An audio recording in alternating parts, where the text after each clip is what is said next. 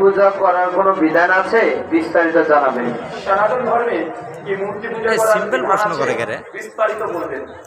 সনাতন ধর্মে আমার মত অনুযায়ী হিন্দু কিছু নাই যে নাই, সবকিছু পাওয়া যায়। হিন্দু করা মানে আপনি যা চাইবেন, যদি মনে করেন যে গরু গোছাও দলিল চাই, আমার একটা ডিবেট দেখে দিবেন মন্ত্রপাল আগের সঙ্গে সনাতন ধর্মে গো মাংস ভক্ষণ জায়েজ না জায়েজ। আমি 26 বার প্রমাণ দেখিয়েছিলাম যে গো মাংস খাওয়া সে জায়েজ তো দূরের কথা, খেলে মানে অনেক বুদ্ধি হয়।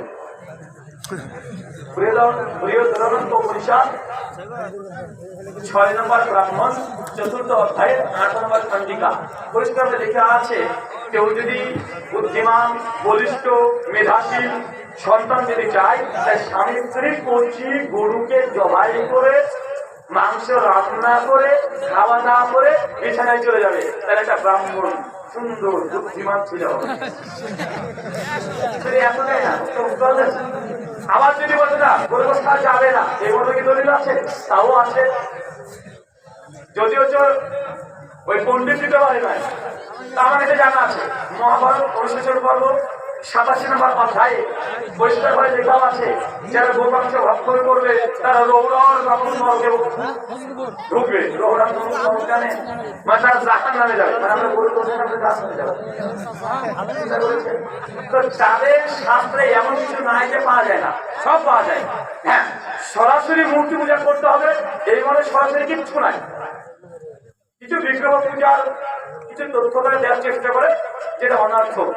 বলে স্বামী দয়ানন্দ সরস্বতী তার বিখ্যাত কালজয়ী গ্রন্থ আছে সত্যান্ত প্রকাশ, 8ম সমোল্লাস, 8 নম্বর অধ্যায়ে 222 থেকে 238 নম্বর পৃষ্ঠা দীর্ঘ আলোচনা করেছেন এবং তিনি আলোচনা করে বলেছেন, বেদ অনুযায়ী মূর্তি পূজা করা এটা অধর্ম, পাপীদের কাজ। এটা আমি না, স্বামী দয়ানন্দ সরস্বতী কি বলেছেন, যারা মূর্খ তারা হচ্ছে এই কাজটা করে। তবে হ্যাঁ, দেবতা পূজা সনাতন যে নিষিদ্ধ। কোথায় বলছে? শ্রীমদ্ ভাগবত গীতা পদের 7 শ্লোক নম্বর 20 ভগবান শ্রীকৃষ্ণ তিনি বলছেন,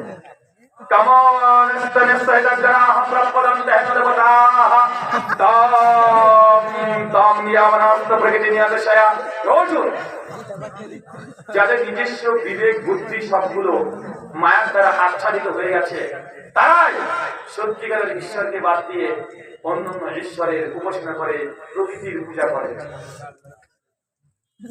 শ্রীমদ্ ভাগবত গীতা অধ্যায় নম্বর 9 শ্লোক নম্বর 34 শ্রীকৃষ্ণ অর্জিত আবার বলছেন, ইয়া ওপি অন্য দেবতা ভক্তি যে জানন্দে শ্রদ্ধানিকা ওপি মমক মন্দির যে জানন্দে আমাদি পূর্বতম। কিভাবে রাখছে, কিভাবে বাসার সাথে আসলে হিন্দু প্রতিবেশী যে থাকে তার হবে কি আবার নামযোগ্য হয় কোথায়?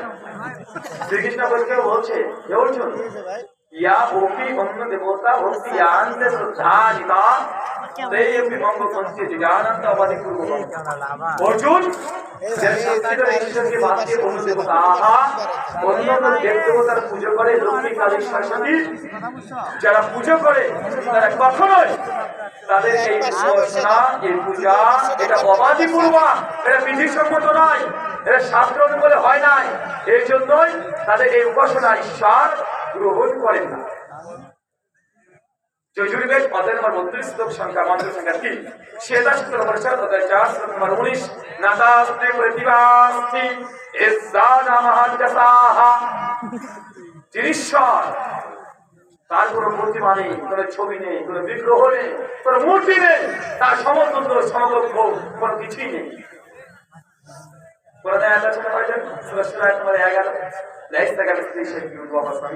তিনি আল্লাহ, তার সাদৃশ্য সমকক্ষ কোনো কিছুই নেই।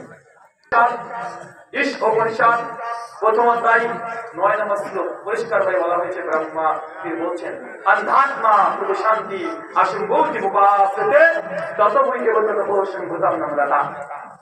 যারা এই দুনিয়ার প্রকৃতির পুজো করে, যারা বিভিন্ন প্রকৃতির পুজো করে, সূর্য পুজো করে, হয় সূর্যকে নমস্কার করতে দেখেন না, বেদ পরিষ্কার বলছেন অধ্যাত্মা প্রভু শান্তি আসুন উপাসতে। যারা এই সৃষ্টি জগতের পুজো করে তারা নরকে প্রবেশ করবে। এটা আমাদের কথা না, এটা বেদ বলছে। অনেকে কথা বলে জানেন আমাদের ভারতে, আমরা একটু কৃষি, অনেকে জানেন আমার পুরোপুরি সবাই হিন্দু, এখনো সবাই হিন্দুই আছে। আমরা ফার্স্ট জেনারেশন আমরা মুসলিম। তো কিছু সময় বারবার মাঝে মাঝে আমাদের বাড়িতে আসে। তো আমার লাইব্রেরিতে বিভিন্ন সরকার শাস্ত্র রাখা আছে।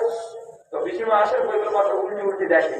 তো আমাকে বলছে যে বাবা, আমার আপন পিসিমা, বাবা এই তুমি যে ওই যে তোমাদের মক্কাতে না আমাদের শিব ঠাকুরকে তোমরা বেঁধে রেখেছো। আমি তো বলছি যে বলে কিনা মক্কাতে থেকে শিব ঠাকুরকে বেঁধে রেখেছি আমরা। ওই যে তোমরা মুসলমান না, শিব ঠাকুরকে মক্কাতে বেঁধে রেখেছো। আমি বুঝতে পারলাম শিব ঠাকুর আবার কোনটাকে বলছে। আচ্ছা কোনটা কোনটা বেঁধে রাখলাম? আর তোমার ভগবান এতই দুর্বল যে আমরা বেঁধে রাখলাম, ওই ছুটে আসতে পারে না। উনি যখন বলছেন যে না না ওই জায়গায় কেমন একটা পাথর আছে না শিবলিঙ্গ, শিবলিঙ্গ ওই শিবলিঙ্গ তোমরা মক্কাতে আটকে রেখে দিয়েছ। আমি যখন বুঝতে পারলাম যে ও আচ্ছা আচ্ছা डाल में कुछ काला है ना, डाल में कुछ काला नहीं है बल्कि पूरा डाल ही काला है। तो আমি বুঝলাম আসলে উনি যে হাতে আসওয়াত আছে ওটা শিবলিঙ্গ ভাবছে। আর এটা অনেক সনাতনীদের দাবি যে আমরা নাকি শিবলিঙ্গকে ধরে বেঁধে রেখেছি। তো তোমার শিব এতই দুর্বল সে বেঁধে রেখেছে, তাহলে আসতে পারে না একা একা। এখন যদি এই শিবলিঙ্গের ঘটনাটিকে আমি যদি পড়তে শুরু করি, যেটা শিব পুরাণ রুদ্র সংহিতা 47 নম্বর অধ্যায় আছে যে শিবের মহাদেব শিবের লিঙ্গ কিভাবে খসে পড়ে গেছিল, আমার কেস হয়ে যাবে। আমি পড়তেও চাই না। মহাদেব নীলকণ্ঠ রুদ্রা মাহেশ্বর 108 খানার নাম আছে শিবের, 108 খানা। তো তার লিঙ্গ কিভাবে খসে পড়েছিল এগুলো বলতে গেলে বিপদ আমার, আমি বলতেও চাই না, কোনো সমালোচনা করতে চাই না। তবে শাস্ত্রের কথা লেখা আছে, মূল কথা যে শিবলিঙ্গ, শিবলিঙ্গ কি রে ভাই?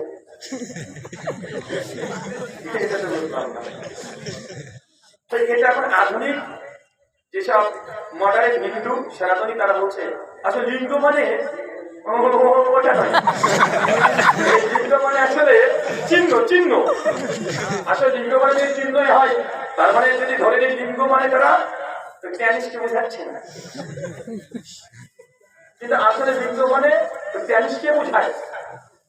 যেগুলো সংস্কৃত ডিকশনারি দেখলে লিঙ্গম এর অর্থ ক্যানিস, পুং জনন ইন্দ্র, এটাকে বোঝানো হয়। কিন্তু তারা আগুনে কিছু সব হিন্দু আছে তো না না না না না না অনেকে বলে যেমন দেখায়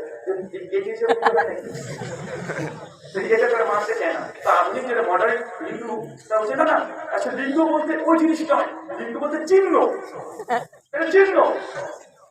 আচ্ছা এইটা যদি ধরে নিই তাহলে তো আমাদের মক্কাতে তো ওই লিঙ্গ বেঁধে রাখা নাই, তাই না? কারণ এটা তো মেটাফরিক্যাল, মাথাটা অর্থ নিচ্ছে, আর্থিক অর্থ নিচ্ছে না। আর যদি বলে যে না লিঙ্গ মানে সে লিঙ্গই, তাহলে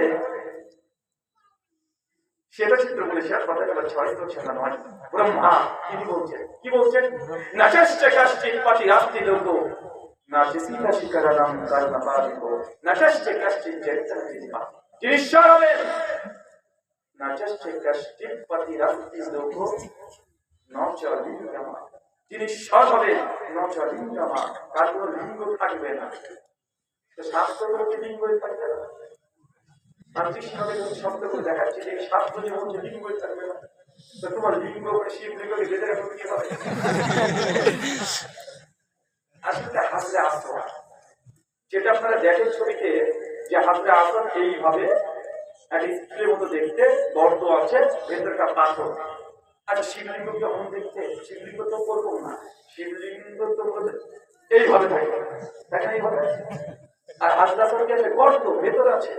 আসলে পাথরটা কি জানেন, মাইয়া খেলাফতের সময় ওই পাথর কেবল চুরি করে দিয়ে চলে গেছিল, দিয়ে 7-8 খানা টুকরা হয়ে গেছিল, ভেঙে গেছিল, ভাঙা পাথর। ভালো করে গুগলে সত্য দেখেন হাজরে আসওয়াদ স্টোন যে লিখে দেখবেন পাথরের মধ্যে টুকরো আছে, এখন 12টা ভাগে ভাগ হয়ে গেছে, মানে 12টা টুকরা আছে পাথরের। ওটা একটা বড় পাথর ছিল, ওটা ভেঙে চূর্ণ বিচূর্ণ হয়ে গেছে।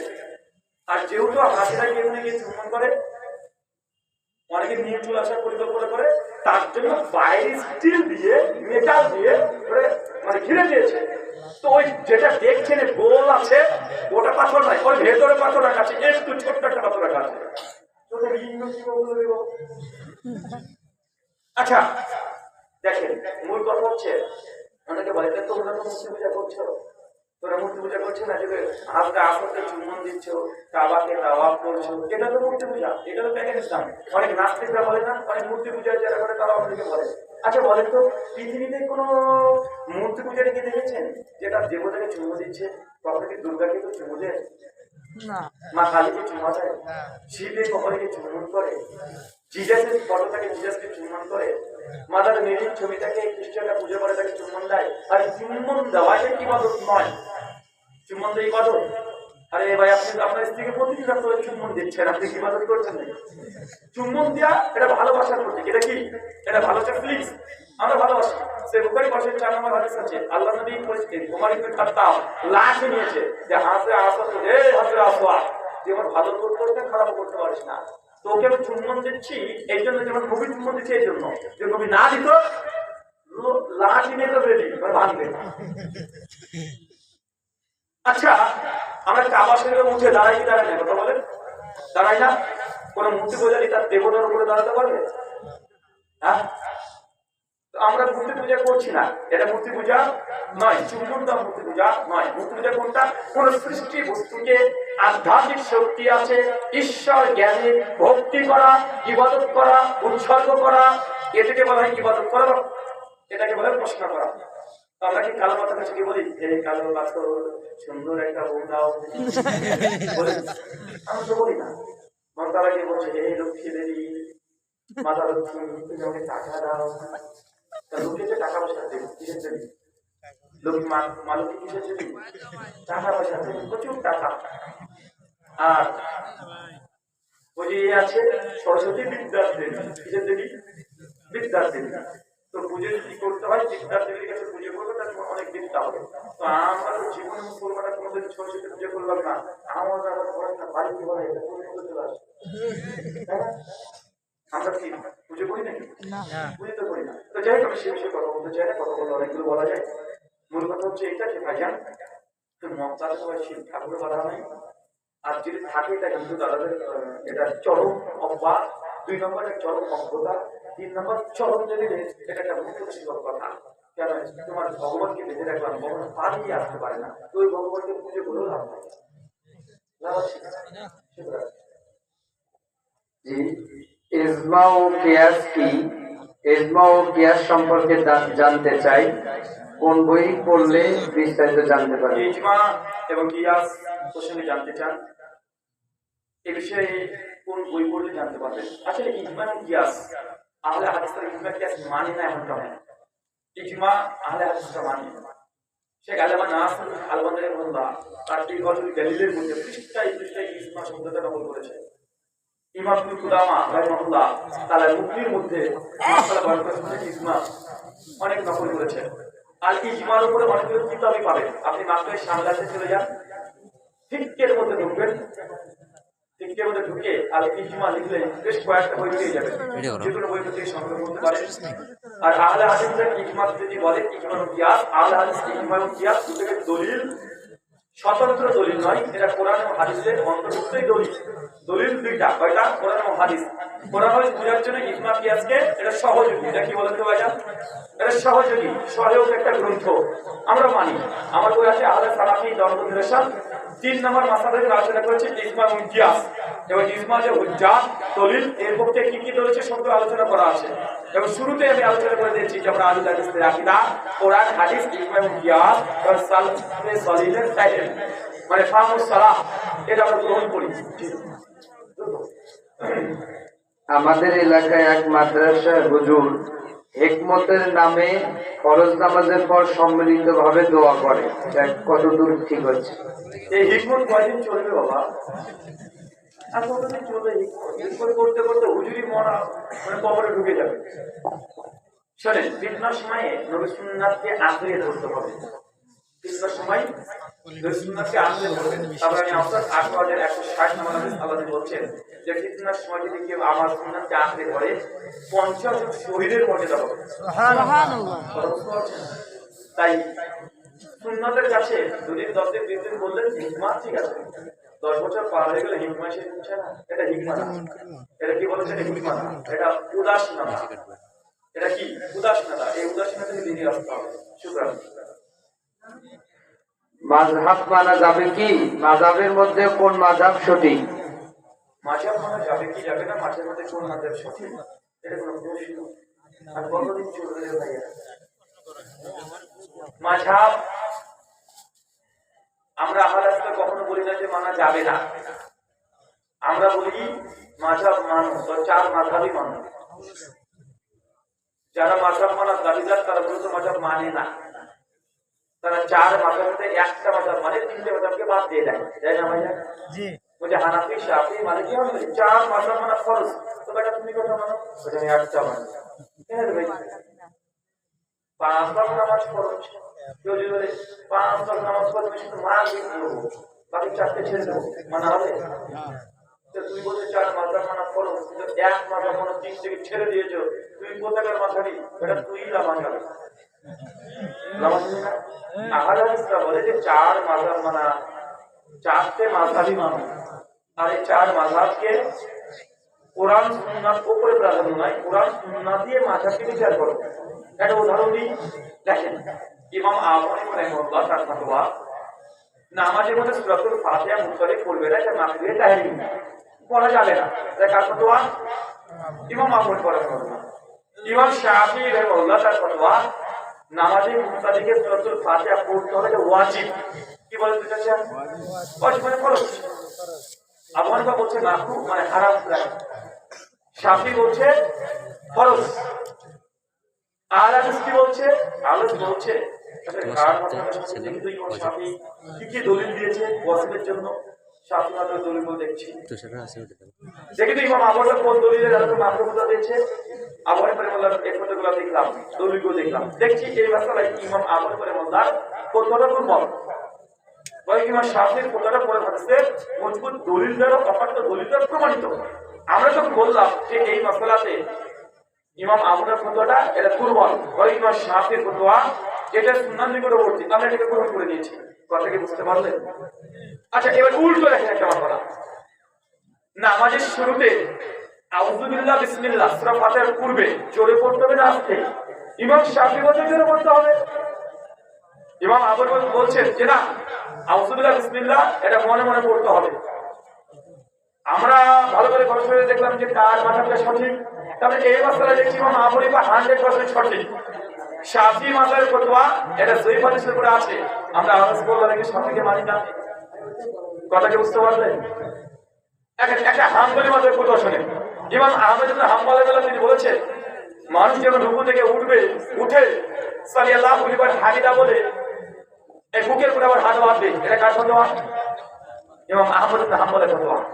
ভালো করে দলিল দেখলাম, ইমাম আহমদ ইবনে হাম্বল যে দলিল পেশ করেছে দলিল দুর্বল। তাই মুসনাদ আহমদে যে রিওয়ায়াত এসেছে শারীকিন চাচি ইফতার মুতালিস রাবি হাদিস সূত্র সহিহ। কিন্তু ইমাম আহমদ বলছে যে না, রুকু থেকে উঠে হাত বাঁধার প্রয়োজন নেই, হাত নরমাল থাকে, ইসলালি আলাই ঝুলে দিতে হবে। আমরা এই মাসলা দেখছি না, ইমাম আহমদ বাহাদের প্রশ্ন বলেছে। কথা বুঝতে পারলেন? তাহলে হানাফি শাফি মালিক হাম্বলি তিন মাযহাব ফতোয়া পেয়েছেন, তো আমরা মাযহাবকে এইভাবে মানি। আচ্ছা, ইমাম মালিক রাহিমাহুল্লাহ থেকে একটা নিয়ে নেন তাহলে। ইমাম মালিক রাহিমাহুল্লাহ তিনি বলেছেন নামাজে যখন দাঁড়াবে ফরজ নামাজে তাকবীর আল্লাহু আকবার বলে বাম হাতে করে ডান হাত রেখে বুকের উপর বা নাভি নিচে বা হাইতা করে ছেড়ে দাও। কথা বুঝতে পারছেন? ইমাম মালিকের এই ফতোয়া। ইমাম মালিকের দেখলাম যে ফতোয়া দেওয়ার পক্ষে কি কি দলিল পেশ করেছে। দেখি যেসব দলিলগুলো পেশ করেছে আর খোদা তো সুরার মধ্যে আছে, একটা দলিলও সহিহ নাই, সহিহ সূত্র কি প্রমাণিত নয়। ইমাম আহমদ বলছে না, হাত বাঁধতে হবে, কোথায় বাঁধতে হবে পরে ব্যাপার। এই মাসলা ইমাম আবু হানিফা শাফি হাম্বলি তারা হকের উপরে, ইমাম মালিকের এই ক্ষেত্রে চিঠি ঘটে গেছে। কথা কি বুঝতে পারলেন? আমরা মাঝহাব দেখব, এটা আহলে হাদিসের মাসলা শুনেন, চার মাযহাব দিয়ে একটা আহলে হাদিস শোনেন। একসময় আহলে হাদিসরা বলতো কালিমা লা ইলাহা ইল্লাল্লাহ মুহাম্মাদুর রাসূলুল্লাহ এটা ডাইরেক্ট সরাসরি বলা যাবে না, বলতে কি বলতো না? কথা বলেন, বলতে কি বলতো না? এখন অনেকে বলে বলতে এই মাত্র কোনো হাদিস সহিহ সূত্রে প্রমাণিত নয়। মুসনাদে আবি ইয়ালা হাদিস 803, ইমাম বাইহাকী আসমাস সিফাত হাদিস 198, আব্দুল্লাহ ইবনে আব্বাস থেকে সহিহ সনদে হাদিস প্রমাণ আছে কালিমা তাকওয়া লা ইলাহা ইল্লাল্লাহ মুহাম্মাদুর রাসূলুল্লাহ ওয়া আন্না মুহাম্মাদুর রাসূলুল্লাহ ডাইরেক্ট আছে, সহিহ সনদে প্রমাণিত আছে। তার জন্য এই প্রচলিত আলোচনা যে ফটো নিয়েছিল সে ফটো আমরা মানি না। কথা কি বুঝতে পারছেন? তার মানে আহলে হাদিসের মানহাজ যে কোরআন হাদিসের অনুকূলে যে মাযহাব যাবে সে মাযহাবই মানি। কেউ তোমার মাথায় ফটো কি স্বামী যদি হারিয়ে যায় 120 বছর স্ত্রীকে অপেক্ষা করতে হবে, তারপর বিয়ে করতে পারবে। তোর বই কি 120 বছর ভাগ দেবে না?